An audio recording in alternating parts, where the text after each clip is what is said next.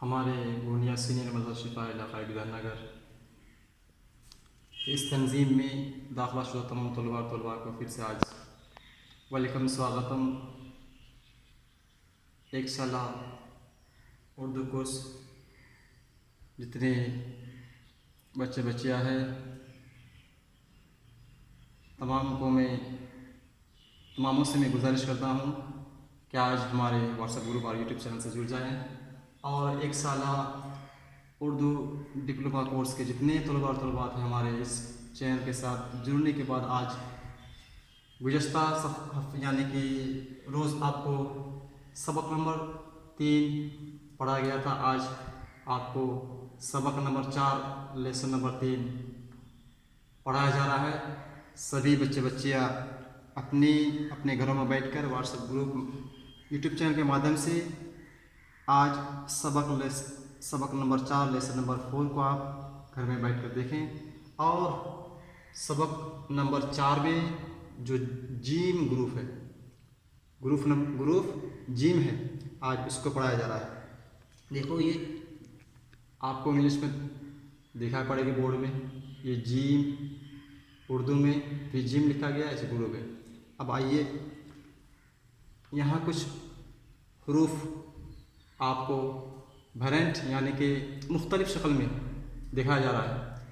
ये लफ्ज़ जो हरूफ है उसकी ये आवाज़ है, ये हरूफ का नाम है, ये हरूफ है, ये लेटर है। अब बस मिसाल के ग्रुप जिम का आपको बताया जा रहा है कि ये लेटर है जिम। और देखिए जिम का ये दूसरा हुलिया है, यानी कि जो मुख्तलिफ तरह से जिम को लिखा जाता है वो आपको बताया जा रहा है, जिसको इंग्लिश में वेरिएंट कहते हैं, यानी कि और दूसरी तरह से आप जिम को लिख सकते हैं वो बताया जा रहा है। देखिए जिम ये आधा जिम लिखा गया है, इसको यही आपको इंग्लिश में बताया है। इसकी आवाज़ कहाँ से निकलती है, आवाज़ कैसे है, जी की मिसल आवाज़। ये इंग्लिश में यानी जिम का आपको इंग्लिश में ट्रांसलेट जिम को इंग्लिश में आपको समझने के लिए कि नहीं जिम ये जिम है, इसलिए आपको लफ्ज़ जिम लिख दिया गया है ताकि आप इन हरूफों को देखकर आसान के साथ समझ सके कि नहीं ये जिम है। ये इंग्लिश में आपको जिम लिख दिया गया है, इनकी ये साउंड है, आवाज़ है। और ये जिम की जो मुख्तलिफ तरह से अलग अलग तरह से लिखा जाता है यही लफ्ज़ है, यही हरूफ है, ये जिम है। अब आओ इसी तरह चे है, जिम के बाद हरूफ चे आता है, इसको इंग्लिश में CHE से आप लिख सकते हैं चे। इससे पहचान सकते हैं कि नहीं ये चे है। अब इससे भी पहचान सकते हैं जिसकी उर्दू थोड़ा कमज़ोरी है, CHE इंग्लिश के माध्यम से आप इसे पहचान सकते हैं। उसके बाद फिर ये आवाज़ हुआ CH चे। ये चे की मुख्तलिफ अंदाज़ हैं जो और तरह से लिखा जाता है।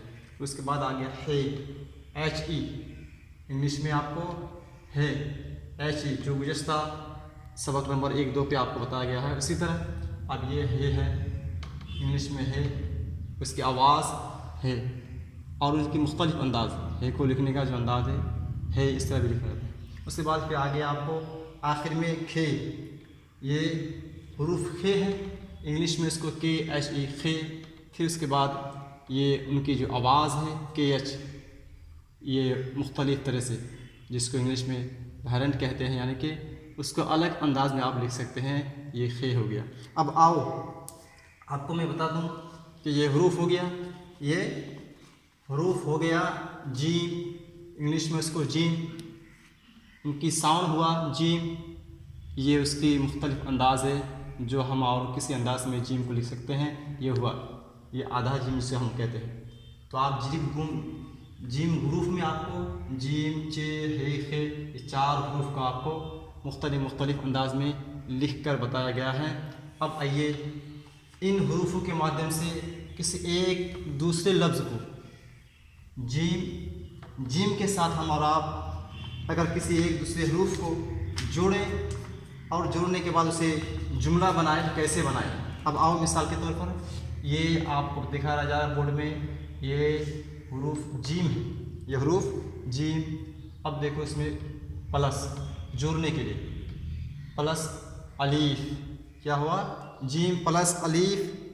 अब ये जीम प्लस अलीफ मिलाकर क्या हो गया, बराबर जीम अलीफ जा, क्या हो गया, ये जा हो गया।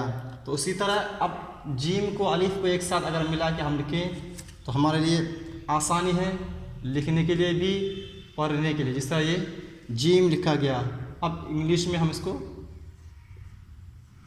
जीम और अलीफ एक जगह मिला के लिखा गया, इसको क्या पढ़ा जाएगा, जीम और अलीफ को एक साथ मिला के क्या पढ़ेंगे, जा।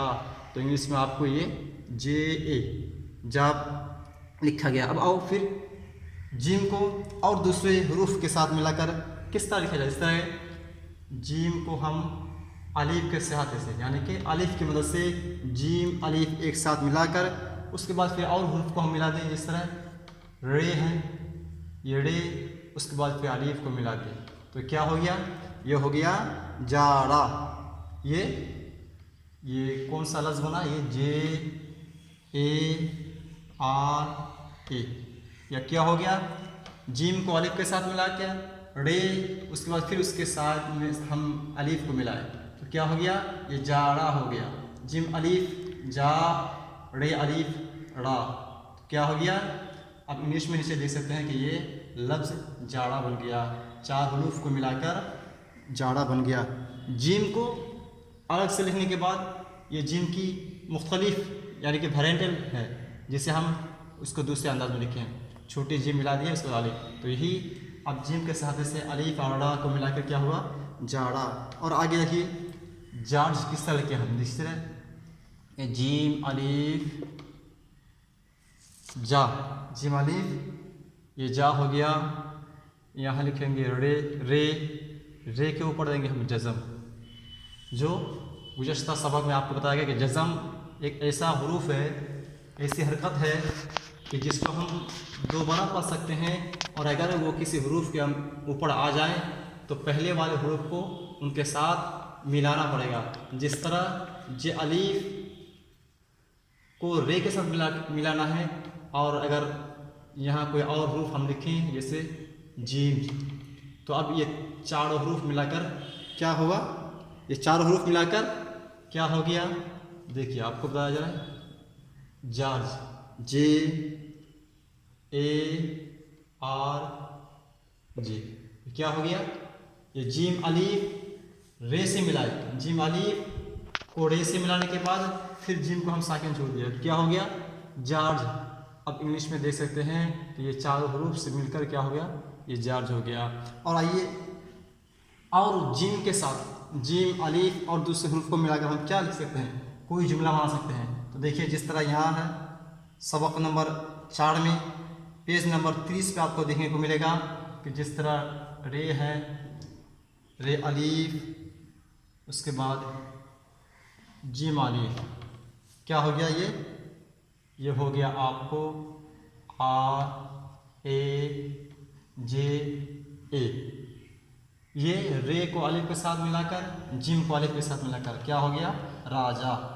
इंग्लिश में आपको आर ए जे ए, राजा। तो इसी तरह ग्रुप जिम से हम ले लेते हैं चे को, ये चे हो गया, इसको हम अलीफ के साथ मिलाएंगे, क्या मिलाएंगे, इसको अलीफ के साथ मिला दिए।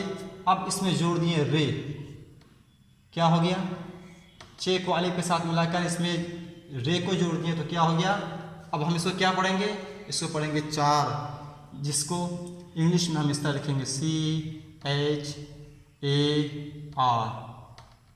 ये उर्दू में आपको समझने के लिए आसान, और अगर उर्दू में समझ में न आए तो आपको इंग्लिश में इसके ट्रांसलेट कर दिया गया CHAR, चार।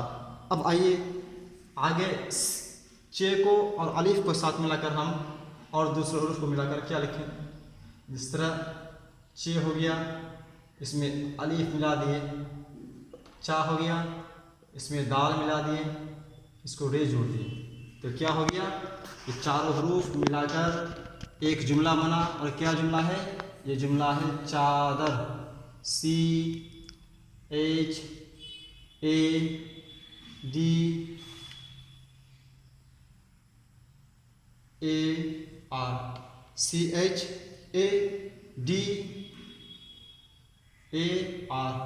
ये क्या हुआ, ये चारों हरूफ को मिलाकर एक जुमला बन गया, और ये जुमला जिसको हम चादर पढ़ेंगे। तो तमाम बच्चों से गुजारिश है कि बोर्ड में हुरूफ जीम और दीगर हुरूफ को उसके साथ जोड़कर बताया गया। जिस तरह पहले ये जीम प्लस अलीफ बराबर क्या हो गया, जा हो गया। तो उसी तरह हम यहाँ अगर चे कर देंगे, जीम की जगह हम चे लिखेंगे, मान के चलो चे लिखेंगे, तो चे प्लस अलीफ बराबर क्या हो जाएगा, चार। तो इसी तरह हुरूफ जीम में आपको और कुछ हुरूफ हैं जो उनके साथ जुड़कर हम आपको या आप घर में बैठकर हुरूफों को मिलाकर एक जुमला बना सकते हैं, एक सेंटेंस बना सकते हैं, और कोई अच्छे लफ्ज़ बनाकर उसके माने को आप समझ सकते हैं कि नहीं, किस हुरूफ को किसके साथ मिलाकर हम लफ्ज़ बनाएंगे और उसके माने हमें आसानी से समझ आए।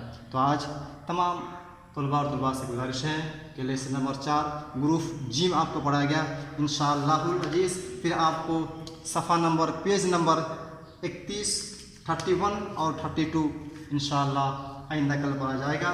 तमाम तलबा और तलबा से गुजारिश है कि आप लोग घरों में बैठकर हमारे इस यूट्यूब चैनल के माध्यम से और व्हाट्सएप ग्रुप के ज़रिए से तमाम बच्चे घरों में बैठकर आसानी के साथ अपनी पढ़ाई को आगे बढ़ाएं।